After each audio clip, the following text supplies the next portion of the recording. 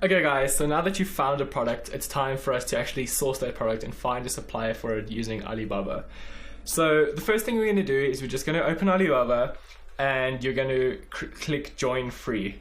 Now you're essentially just going to create a free account using Alibaba and enter your email address here and slide to verify. What will happen is you'll just complete this process, they'll send you an email and verify it. Now I'd suggest creating an email address specifically for Alibaba, because what they'll do is they'll send you tons of emails with regards to messages and other suppliers just contacting you and promotional materials and products that they think you might want to buy. So I'd suggest just creating a separate email address that all your Alibaba messages go to, just to avoid all of that stress and that hassle, and just have all your emails in one place. This also helps with your business so that you have all your Amazon and your business emails within one place. So once you've done that, you'll get an email, just click the verify link, it'll take you back to Alibaba and verify your account. Then once you've got that, click sign in, enter your details here and sign in, and we're going to be presented with the Alibaba page. So we're going to go ahead and do research for one of the products we found in the previous video, and that is the camping sheet sleeping bag liner. So let's copy sleeping bag liner and let's see if we can find this product. And click search. Okay, so we're just going to paste it into the top and search for it. Now there's a few things we want to pay attention to here. The first is trade assurance and the second is gold supplier. So we're going to check both of these boxes. Trade assurance basically ensures that your money doesn't get lost along the way. So a supplier that offers trade assurance means that you don't pay the supplier directly, you pay Alibaba and they hold the money, they hold the funds until your suppliers actually produce the goods and delivered them. So it's an added level of security, so you don't pay your supplier and they run off with the money if they are like some fly-by-night organization, which hopefully they're not. So trade assurance prevents that, they pay Alibaba and they hold the funds. Then gold supplier, no one's really sure how efficient this is or how good this is to be a gold supplier. Essentially what it is the suppliers pay Alibaba every year to be a gold supplier or to maintain the gold supplier status. So the longer they've been a gold supplier, the better. And if a supplier has just been around for 1 year, as you can see here, it means they've just paid Alibaba and they've only been on the site for 1 year, so they could be a fly-by-night organization. I generally wouldn't contact an organization or a supplier that's newer than 3 years, 4 years preferably at least, because if a company's just here for 1 or 2 years, they could just be starting up, they could just be some unorganized fly-by-night organization, and I wouldn't risk it. There are companies that have been here for a while, so we'll just go with those. So as we can see, this 3 year, they might be a good company, $4 to $8 a piece, $8 to $25 a piece. So these prices are estimates. I wouldn't take them for the set amount because they could be higher or lower depending on how you want your product customized. So you want a custom logo printed on your sleeping bag liner, or you want a custom tag or a custom box. Things like that all add to the cost and you have to factor those in. So they will provide you with a custom quote depending on what you send to them. I will show you in the next video how to contact your suppliers, what to ask them, what to say, and how to follow up, but that's in the next video. So let's scroll down and see if we can find a good supplier from this first page.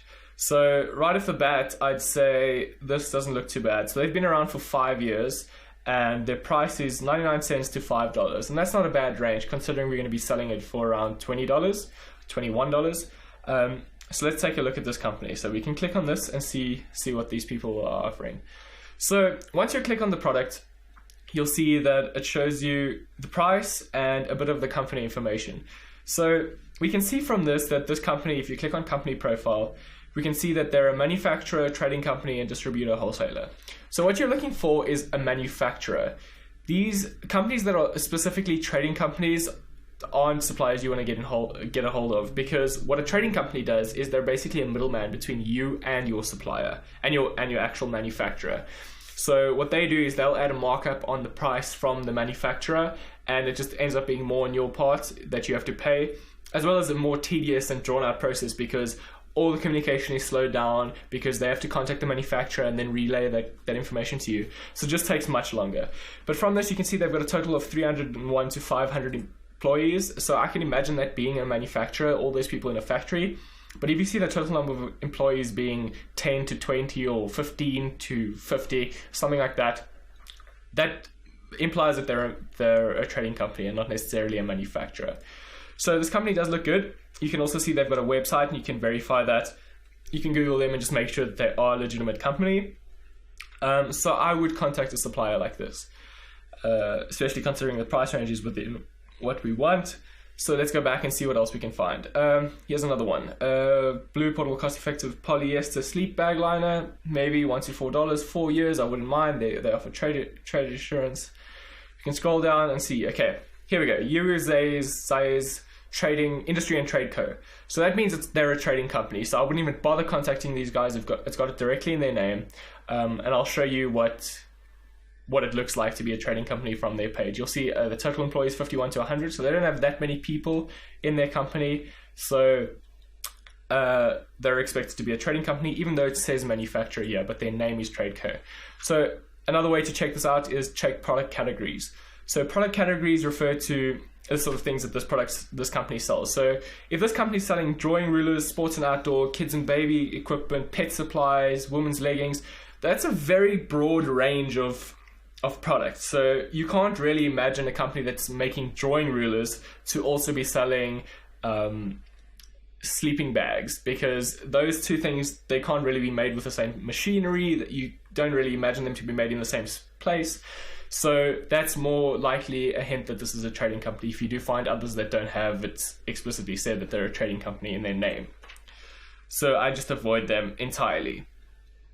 Whereas if you find a company that sells sleeping bags and they also sell backpacks, sleeping bag covers, sleeping bag backpacks, maybe chair covers, things like that, those are all materials and you can imagine them being made in the same factory, then they're more likely to be a manufacturer. But if they're selling a whole range of things from different categories and selling plastic products with material products, you can imagine them to be a trading company and a middleman. I'm just going to avoid them. So say we found a good company. That first one wasn't too bad. I would go through multiple pages just to find one of the best. If you do want to minimize your effort and your time, you can change it at the top of the page from products to suppliers. Now, this won't show you the multiple products from each company. It'll just show you the company's name and maybe some of the products that they offer. So something like this. This company sells camping tents, sleeping bags, backpacks, tent pegs. So I can imagine this being one manufacturing company, because those things can all be made in the same factory. They're a 9-year gold supplier, and their top 3 markets are Northern Europe, North America, and Western Europe. That's another good thing to watch out for, is where they're exporting to. So if they're exporting to countries like India and Thailand and Bali, or Southeast Asia and things like that, those countries are third world countries, and they don't really have as high import standards as the US. So if you can find that your supply is shipping mainly to Europe and the US, that's another good sign, because they're used to the regulations and the standards provided by those first world countries. So those are a few things we can just look out for. Next, I'm going to show you guys how to contact your supplier, what to say, and how to follow up. That'll be in the next video, so stay tuned.